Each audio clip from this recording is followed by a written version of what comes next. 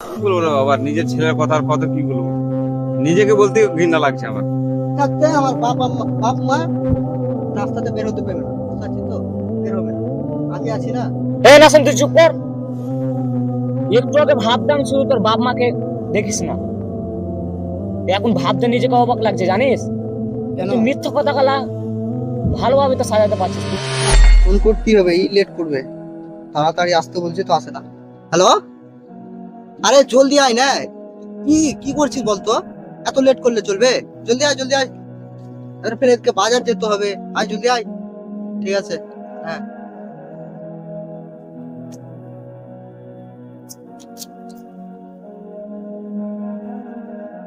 বল। আরে কি ব্যাপার, এত লেট কেন করলি বলতো? যেতে হবে না, বাজার যেতে হবে তো। হ্যাঁ, এরকম করলে হবে? এখন তো এই টাইমে লেট করা উচিত ছিল না, অন্য সময় ঠিক আছে, কিন্তু এখন বাজার যাওয়ার ব্যাপার আছে, বুঝতে পারছি তো, কিছু কেনাকাটা করতে হবে। তো আর বলিস না, আস্তে আস্তে খুব লেট হয়ে গেলো, তো রাস্তা জাম ছিল। তো চল তাহলে কি কি নিবি বল। আমি তো ভাবছি অনেক কিছু নেবো, ঠিক আছে, তুই কি কি নিবি বল না। আমার আব্বুর আমার আম্মুর তো সবকিছু কেনাকাটা হয়ে গেছে, বুঝতে পারলি কিনা। আমি তেমন কিছু নেবো না বুঝলি, তো তাড়াহুড়ো করছিস, তো তুই বল কি কি নিবি বল। আরে ভাই, অনেক কিছু কিনবো, বুঝতে পারছিস তো, অত কিছু বলা যাবে না তো, কিছুটা বলছি।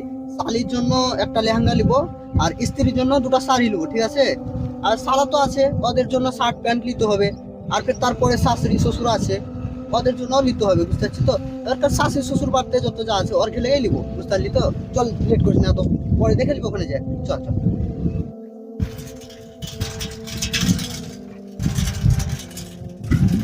ও আচ্ছা এই ব্যাপার।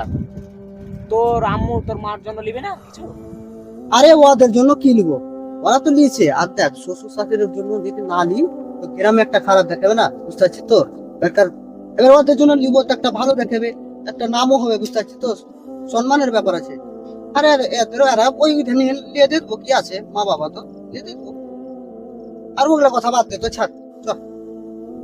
ছি ছি ছি ছি। তুই আগে কত বলতিল বিয়ের পরে মা বাবাকে ছাড়বো, মা বাবাকে সাথে নিয়ে যাবো।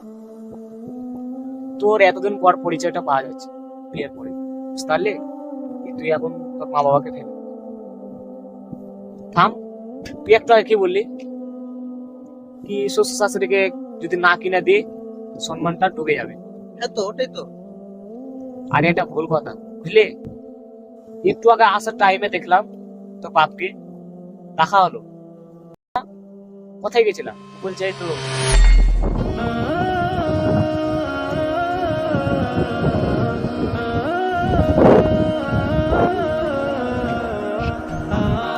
আসলে ছিল।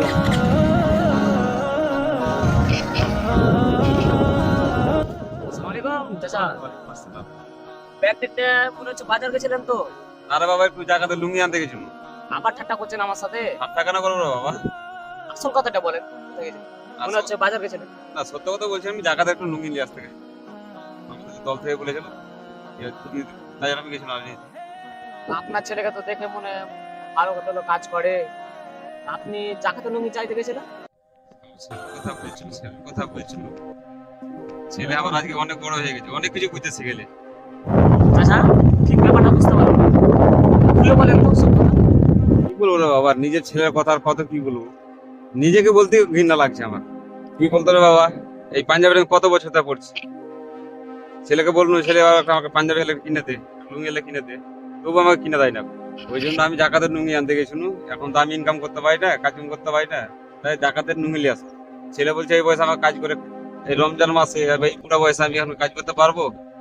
সে আমি কাজ তো করতে পারবো না। তবু আমাকে ছেলে বলছে জোর বলছে তুমি কাজ করো, তুমি লুঙ্গি পাঞ্জাবি পড়াও। হ্যাঁ। ছেলে তো এখন আমার নেই, ছেলেকে এখন অন্য কাউরে হয়ে গেছে। ছেলেকে লেখাপড়া শিখিয়া ভালো একটা চাকরি করবে, যে আমাকে এই বয়সে খাওয়াবে, তা না করে এখন অন্য কাউকে খাওয়াইছে। এখন তো আমাকে খারাপ বয়স নেওয়ার করতে হবে। ঠিক আছে, তাহলে থাক, তাহলে আমি যাই। ও চাচা শুনো শুনো শুনো।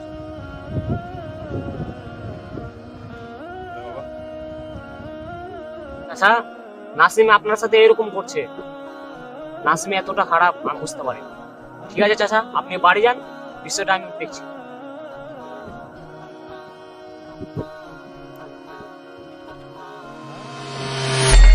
সব কিছু বুঝতে পারলি।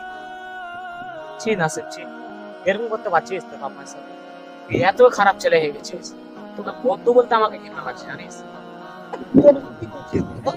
আরে আমি তো বাবা পাঞ্জাবি একটা তো নতুন নতুন আছে, পাঞ্জাবি একটা ভালো তো আছে, ওইটা মানে এমনিতে নতুন কোনো দেখতে পড়ে আছে, বাট এটা বুঝতে পারে না, যাদের টাকা আনতে যেতে পারে না, তুমি আনতে যেতে পারে না। আমি এত টাকা কামাচ্ছি কি করতে, এই বাবাকে বেতরার টাকা আনতে পাঠাবার জন্য? হ্যাঁ, তোরাও কি কথা বলিস এগুলা? আমি থাকতে আমার বাপ মা রাস্তাতে বের হতে পারবে না, বুঝতে পারছিস তো? বের হবে না, আমি আছি না। এই নাসিম তুই চুপ কর। একটু আগে ভাবতাম শুধু তোর বাপ মাকে দেখিস না, এখন ভাবতে নিজেকে অবাক লাগছে জানিস? কেন? তুই মিথ্যা কথা গলা ভালোভাবে তো সাজাতে পারছিস তো। ছি ছি ছি। আরে আমি কি মিথ্যা কথা বললাম? তোকে এখন আমাকে বন্ধু বলতে মানে ঘৃণা লাগছে জানিস? তুই এত বড় মিথ্যা কথা নিজেকে সাজাতে পারছিস ভালো। আমি তোর বাপকে চিনি না? আমি কি অন্ধ? বল, যেগুলো কথা বলছিস আমাকে। আরে তুই কি কি কাহা বকছিস বলতো? আর চল তো, এখন ঈদের বাজার খুবই ভিড় হবে, চল চল চল, বেশি বকিস না, চল হাট, ওগুলা বাদ দে তো, বাদ দে, চল চল। তুই একটা কথা বল তো, তোর শ্বশুরের জন্য সবকিছু কিনতে পারছিস, তোর শাশুড়ির জন্য সবকিছু কিনতে পারছিস, তোর বাপের জন্য একটা 300 টাকা দিয়ে খান লঙ্গি কিনতে পারবি না? বলতো। ছি ছি ছি। আর তুই বলছিস এখন বাজার করতে যাবো? তোর সাথে আমি বাজার করতে যাবো? তোর মতন খারাপ বন্ধুর সাথে আমি বাজার করতে যাবো ভাবছিস? ছি, তোর সাথে আমি বাজার করতে যাবো না। তুই পারলে একাই যা, ঠিক আছে, কিন্তু তোর সাথে আমি যাবো না। তুই থাক, আমি চললাম। আরে শুন শুন না, তুই আমার কথাটা তো শুন। কি বলছিস তো? আগে শুন না, তুই থাম না, গাড়ি না, চালা। তোর সাথে আমি থাকবো না। আগে শুন না রে, আমার কথাটা তো শুন। আমি এখন খুব লজ্জিত, আমি আগে এরকম করে ভাবিনি রে, ঠিক আছে? আমি আমার বাবা মায়ের জন্য নিবো, ঠিক আছে, লুঙ্গি নিবো, আমার মায়ের জন্য কাপ শাড়ি গালা নিয়ে নেবো, ঠিক আছে? চল চল, আমি নিবো। সত্যি আমি খুব ভুল করেছি রে, আমি খুব লজ্জিত, বুঝতে পারছি, আমি এরকম করে ভাবিনি। তো একটা কথা বল, তোর বাপ মাকে কোনোদিন ফেলবি না? না রে ভাই, সত্যি কোনোদিন ফেলবো না। সাথে নিয়ে থাকবি তো? হ্যাঁ সত্যি, আমার সাথে কথা কর, সত্যি। তোর বাপ মাকে ফেলবি না। হুম। ঠিক আছে, যাক, কথাটা অনেক ভালো লাগলো, নিজে পরিবর্তন করেছিস। হ্যাঁ তো চল চল চল, বাদ দে। ঠিক আছে, চাপ তাহলে। হ্যাঁ, চল, বাজার করতে হবে, বুঝতে পারছি। যেই বাবা মা সারাটা জীবন নিজে খেয়ে না খেয়ে সন্তানকে লালন পালন করে, শেষবার সেই বাপ মাকে দেখার কেউ থাকে না। নিজে যখন হাঁটতে পারতো না, বাবা ওর হাত ধরে হাঁটায়। বাবা যখন হাঁটতে পারে না, বাবার হাতে একটা লাঠি ধরায় দেয়, ও হাত ধরে হাঁটতে পারে না। সন্তান হিসেবে আমরা এখন অপদার্থ, নোংরা প্রজন্ম, যে বুদ্ধি প্রতিবন্ধী টিকটক প্রজন্ম, না জানে বাপের সম্মান, না জানে মায়ের সম্মান, না জানে বাপ কি জিনিস, না জানে মা কি জিনিস। যাদের বাবা মা নাই তারা জানে বাবা মা কি জিনিস।